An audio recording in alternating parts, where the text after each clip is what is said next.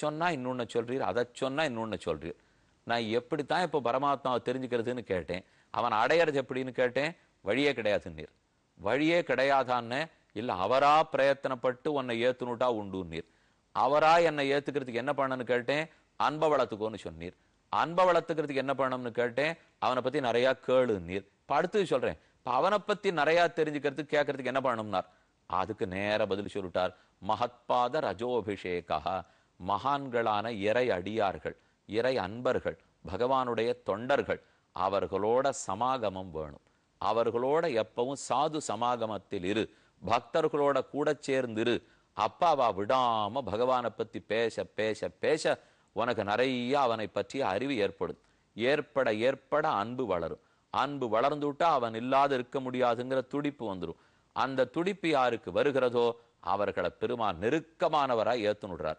அவரே அவனை ஏத்துனுட்டா கண்டிப்பா மோட்சத்தை கொடுத்துடுறார். இப்ப படிக்கட்டு சரியா போய் சொல்லியோ. நாம தேகத்துக்குள்ள சிக்கின்னு இருக்கோங்கிறத தெரிஞ்சுக்கணும். நமக்குள் இருக்கிற பகவானை பற்ற வேண்டும். அவரை பற்றதுங்கிறது அவ்வளவு சுலபம் அல்ல. அவரால் தான் நாம பற்றப்பட வேண்டும். நாம் அவரை பற்றினா கைவிட்டு நழுவி போனாலும் போடும். அப்ப அவர் நம்மை பற்ற வேண்டும். அவனுக்கு ரொம்ப பிரியமானவனா நீ இருக்கணும். அதற்கு எங்கிட்ட பிரீத்தி அன்பை நிறையா வளர்த்துக்கணும். அன்பை வளர்த்துனுட்டா பெருமாளுக்கு என்ன ரொம்ப பிடிச்சு போடுறது. அன்பை வளர்த்துக்கிறதுக்கு அவரை பத்தி நிறையா தெரிஞ்சுட்டா தான் அன்பு வளரும். அவரை பத்தி நிறைய தெரிஞ்சுக்கிறதுக்கு சாது சமாகமம் தேவைப்படுகிறது. அந்த சாதுக்களுடைய சங்கம், இது என்னதுக்காக சத் சங்கம், சத் சங்கம், சாது சமாகமம்னு சொல்லுகிறோம். அதுக்கு எவ்வளவு தேவை பெருந்துட்டு பத்திரா. அப்ப ரகுகுணனிடத்திலே ஜடபரதர் சொல்லுகிறார், முதலில் ஒரு பாகவதனுடைய திருவடிகளில் வணங்கு.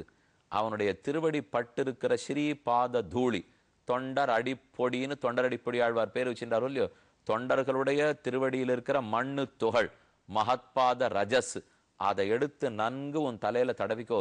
அப்பதான் உனக்கு இது திரும்ப வராமல் மோட்சம் கிடைக்கும். எப்படி கிடைக்கும்னா, அந்த பாகவதர்களோட விட்டு பிரியாமல் இருக்க வேண்டும். தேட்டரும் திரள் தேனினை தென்னரங்கனை திருமாது வாழ் வாட்டமில் வனவால மாறுவன வாழ்த்தி ஆட்டமேவி அலர்ந்தடை தயர் வெய்து மெய்யடியார்கள் தம் ஈட்டங்கண்டிட கூடுமேல் அது காணும் கண்பயனாவதே. மெய்யடியார்கள், இறையடியார்கள், அவர்களுடைய கூட்டத்துல எப்பவுமே இருக்கணும். அவர்களையே தெய்வமா கொண்டுடணும்ட்டார். இது நடக்குமா சாமி? தெய்வத்தை தெரிஞ்சுக்கணுங்கிறதுக்காகத்தானே இவாளை பிடிச்சிட்டேன்னா, இவா இல்லாட்டா தெய்வம் கிடைக்க போறது சொல்லி இல்லையோ. அப்ப இவர்களையே தெய்வமா வச்சுட வேண்டியதான். மாயப்பிரான் அடியார்களையே தெய்வமாக வேதம் வல்லார்களை கொண்டு விண்ணோர் பெருமான் திருப்பாதம் பணிந்துன்னு ஆழ்வார் போசரம். அதை போல குருவே தெய்வம், பக்தனே தெய்வம், இறைவனுடைய அடியவனே தெய்வம். அப்படி இருந்தவர் தான் மதுரகவி ஆழ்வார். திருக்கோளூருங்கிற திவ்யதேசம் அங்கு அவதரித்தார். சித்திர மாசத்தில் சித்ரா நட்சத்திரத்தில் அவதரித்தவர். தேவு மற்றறியேன் குருகூர் நம்பின்னு வாழ்ந்தார்.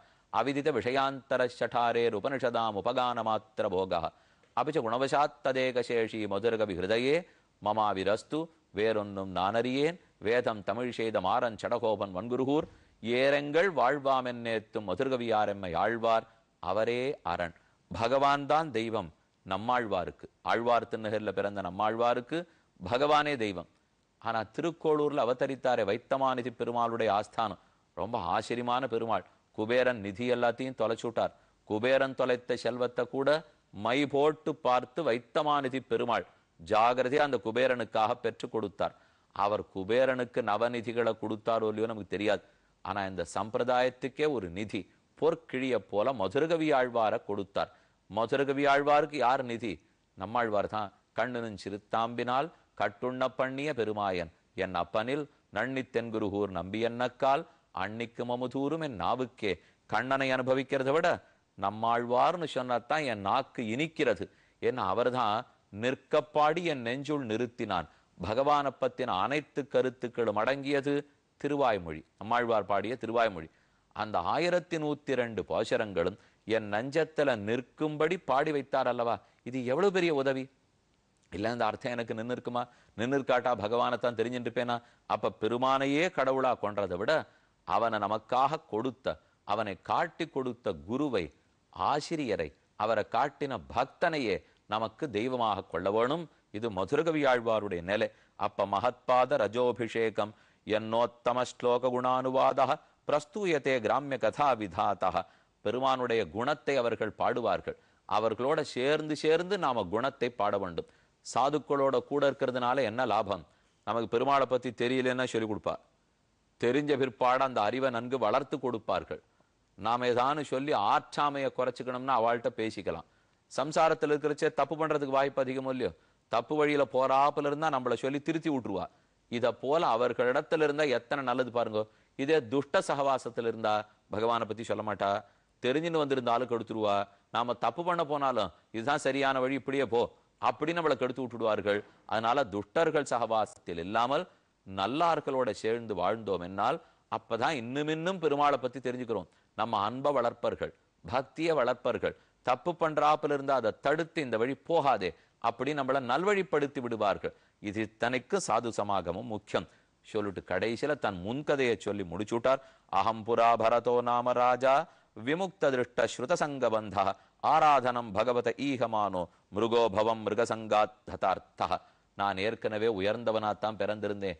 கடைசியில் ஒரு மான் குட்டியின் இடத்துல வச்ச ஆசையாலே மானா பிறந்துவிட்டேன். ஆனா முன்னாடி பண்ணிருக்கிற புண்ணியத்தினுடைய வாசனை நல்ல வேளை நான் ஆறுன்னு எனக்கு தெரியும். இப்ப பிறந்த பிறவியிலையும் நான் அறிகிறேன். அதனாலதான் யாரோடையும் ஒட்டுதல் உறவு வச்சுக்காமல் யாரையான்னு நினைக்க மான நினைச்சுன்னு உயிர் விட்டா மாதிரி அவனை நினைச்சுன்னு மறுபடியும் உயிரை விட்டு மறுபடியும் அவனா பிறந்துட போறேனே பயத்துல நான் யாரோட சேர்றதில்லை. அதனாலதான் மறைந்து தனியே வாழ்கிறேன். இந்த பிறவியின் இறுதியில் முக்தி அடைய வேணுங்கிறதுக்காக ஆசைப்பட்டு கொண்டிருக்கிறேன். ஹே ரகுகுணா, இதுதான் என்னுடைய சரித்திரம். சாமாம் ஸ்மிருதிர் மிருகதேகேபி வீர கிருஷ்ணார்ச்சன பிரபவானோ ஜஹாதி. அதனாலதான் பகவானை பற்றிய நினைத்து கொண்டு வாழ்ந்து கொண்டு வருகிறேன். ஆத்ம தத்துவத்தை கேட்டாய், ஆத்மாவை பத்தி உபதேசித்தேன். அது மேலும் மேலும் புரிபட வேண்டுமென்னால் மகான்களான பக்தர்களுடைய சங்கமத்திலேயே இரு. அதுதான் உன்னை நன்கு உயர்த்தும், நன்கு உன்னை உணர்த்தும் என்று சொல்லி முடிக்கிறார். ஒன்னே ஒண்ணு பவாட்டவி வர்ணவம்.